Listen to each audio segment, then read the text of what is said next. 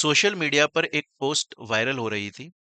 Post के अंदर लिखा हुआ था कि अगर आप भाजपा को फायदा पहुंचाते हैं तो भाजपा भी रिटर्न में आपको फायदा पहुंचाएगी।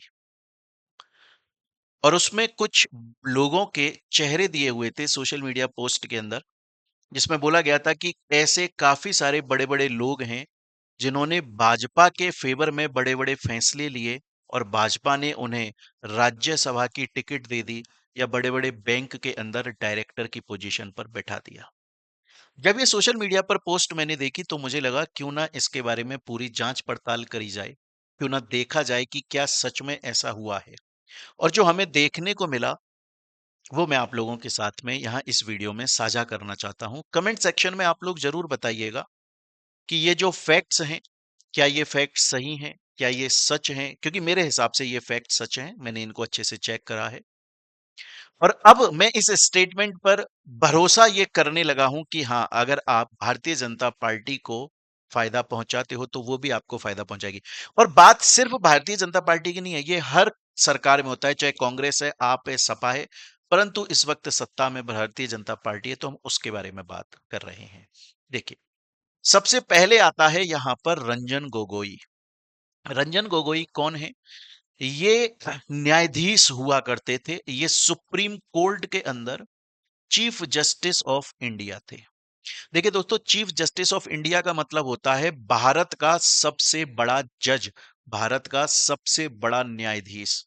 तो ये चीफ जस्टिस ऑफ इंडिया थे जो भारत की सबसे बड़ी न्यायालय सुप्रीम कोर्ट के अंदर बैठा करते थे। 9 नवंबर 2019 को इन्होंने एक जजमेंट दिया और 9 नवंबर 2019 दो वजहों से बहुत इंपॉर्टेंट तारीख बन जाती है। इसको नोट करिएगा, इसका ध्यान रखिएगा। पहला, क्योंकि 9 नवंबर 2019 को जब इन्होंने जजमेंट दिया था, सिर्फ उसके 8 दिन बाद में इनका रिटायरमेंट था। सिर्फ 8 दिन बाद में ये अपनी जज की पोजीशन से रिटायर होने वाले थे। और एक बार बंदा रिटायर हो जाता है, घर पे चला जाता है, तो वो आम आदमी बन जाता है, क्योंकि उसके हाथ में पावर नहीं होती, कुर्सी पर बैठा नहीं होता है। तो इन्हें पता था कि मैं 17 नवंबर 2019 को न्यायाधीश के पद से इस्तीफा दे दूंगा। तो 8 दिन पहले 9 नवंबर 2019 को इन्होंने सुप्रीम कोर्ट के, ये चीफ जस्टिस थे, इन्होंने ऑर्डर पास किया और जो अयोध्या के अंदर भूमि विवाद चल रहा था उसमें फैसला सुनाकर बोला कि जी हां, ये मंदिर की जमीन है। अच्छी बात है, हमें भी खुशी हुई है, राम भगवान का मंदिर बना है। हालांकि सिर्फ 4 महीने के अंदर अंदर 16 मार्च 2020 को इन्हें राज्यसभा के लिए नॉमिनेट कर दिया गया और ये राज्यसभा के मेंबर बन गए। दोस्तों, आपको पता होगा, मैं इतनी उम्मीद करता हूं कि हमारा जो पार्लियामेंट है, भारत का जो संसद है, उसके दो हाउस होते हैं, एक लोकसभा होते हैं। इसे लोअर हाउस बोला जाता है, छोटा हाउस बोला जाता है। इसे हाउस ऑफ पीपल बोला जाता है क्योंकि इसके अंदर वो लोग बैठते हैं जिनको हमने वोट देकर चुना है। जैसे आपके नरेंद्र मोदी जी हो गए, है ना। एक राज्यसभा होता है पार्लियामेंट का, भारत की जो संसद है उसका ही दोस्तों जो दूसरा हाउस होता है वो राज्यसभा है, जिसे हम हाउस ऑफ स्टेट्स बोलते हैं या अपर हाउस बोलते हैं, क्योंकि इसके अंदर वो लोग बैठते हैं जो लोकसभा के अंदर चुने हुए लोग हैं ना, वो लोग राज्यसभा के अंदर लोगों को अपॉइंट करते हैं। तो राज्यसभा के अंदर जो लोग बैठते हैं उनको चुनाव लड़ने की जरूरत नहीं होती है, क्योंकि आप भी जानते हैं ये जो न्यायाधीश हैं, ये जो न्यायमूर्ति हैं, ये जो चीफ जस्टिस ऑफ इंडिया थे पूर्व में, अगर ये चुनाव लड़ते तो इंडिया के अंदर चुनाव 62बाजी से जीता जाता। ये आप और हम भी जानते हैं। अब इसे आप बोलोगे सरकास्टिकली बोल रहा हूं, नहीं, सच में 62बाजी से जीते जाते हैं। अगर राहुल गांधी को 62 देना चाहता शायद वो भी जीत जाता।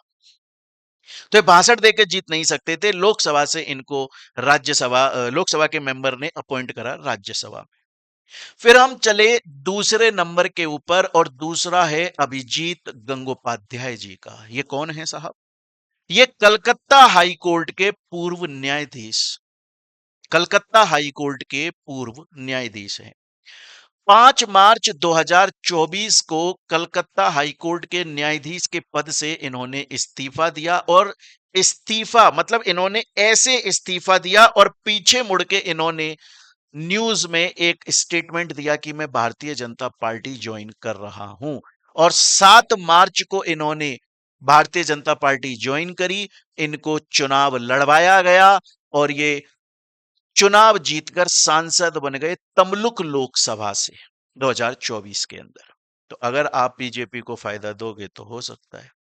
तीसरा जो नाम आता है दोस्तों, वो आता है राजीव कुमार जी का। राजीव कुमार जी का। राजीव कुमार जी कौन थे? इंडिया के अंदर जो इलेक्शन चुनाव करवाए जाते हैं, जो इलेक्शन कमीशन है, ये उनके मेंबर थे, मुख्य चुनाव आयुक्त के रूप में। मतलब ये उसके मेन मेन बंदे थे, चीफ थे ये। 29 जून 2026 को 2025 में इन्होंने बढ़िया इलेक्शन करवाए, बहुत फेयर इलेक्शन करवाए और 29 जून 2026 को इन्हें एचडीएफसी बैंक, जो कि इस वक्त इंडिया का नंबर 1 बैंक बन चुका है, दुनिया का नंबर 3 बैंक बन चुका है, उसका इन्हें इंडिपेंडेंट डायरेक्टर और पार्ट टाइम चेयरमैन बनाया गया और इनको मंजूरी दे दी कि आप इंडिपेंडेंट डायरेक्टर बन सकते हो। आरबीआई की अप्रूवल भी आ गई। और भी नाम है दोस्तों, ये यहां पर आप देखोगे, ये हैं अरुण गोयल जी। ये अरुण गोयल जी कौन है? ये 1985 1985 के अंदर आईएएस अधिकारी बने थे और 18 नवंबर 2022 को इन्होंने रिटायरमेंट लिया जानबूझकर। ऐसा नहीं है इनकी उम्र हो गई थी इनको हटा दिया, इन्होंने बोला मैं स्वैच्छिक अपनी मर्जी से छोड़ रहा हूं, क्योंकि जस्ट एक दिन बाद 19 नवंबर 2022 को इन्हें इलेक्शन कमीशन का मेंबर अपॉइंट कर दिया गया। तो जो आईएएस था, एक दिन पहले जानबूझ के उसने रिटायरमेंट दिया और जस्ट एक दिन बाद में उनको चीफ इलेक्शन कमीशन बना दिया गया। और सुप्रीम कोर्ट में बहुत तेजी से इसकी सुनवाई हुई और बोला हाँ जी, ये एकदम सही तरीके से अपॉइंटेड है, अब ये इलेक्शन कमीशन के अंदर काम करेंगे। नाम और भी हैं दोस्तों। एक है एस अब्दुल नजीर। 4 जनवरी 2023 को ये सुप्रीम कोर्ट में जज हुआ करते थे, इन्होंने सेवानिवृत्त रिटायरमेंट हो गया। मात्र 8 दिन बाद में 12 फरवरी 2023 को आंध्र प्रदेश का राज्यपाल गवर्नर बना दिया गया। इनको गवर्नर बना दिया गया। क्यों बनाया? इन्होंने क्या किया था? इन्होंने कुछ अहम केसेस के अंदर ऑर्डर पास किया था, जैसे राम मंदिर बनेगा कि नहीं बनेगा, नोटबंदी होगी कि नहीं होगी, ट्रिपल तलाक हटेगा कि नहीं हटेगा। और ये सभी वो मुद्दे हैं जिस पर बीजेपी चुनाव जीतती है। इसको मुद्दा बनाकर बीजेपी चुनाव जीतती है। नाम और भी हैं दोस्तों। अगला जो नाम आता है वो है अशोक भूषण जी का। ये कौन है? ये भी सुप्रीम कोर्ट के न्यायाधीश हुआ करते थे। 4 जुलाई 2021 को ये अपनी ड्यूटी से सेवानिवृत्त हुए, इन्होंने छोड़ दिया। अयोध्या भूमि विवाद पर भी इन्होंने फैसला, मतलब जो अयोध्या भूमि विवाद का फैसला दे रही थी, उसकी जो एक पीठ बनी थी 5 लोगों की, उसमें एक ये भी थे। 8 जून 2023 को इन्हें national company law appellate tribunal का चेयरपर्सन नियुक्त किया गया।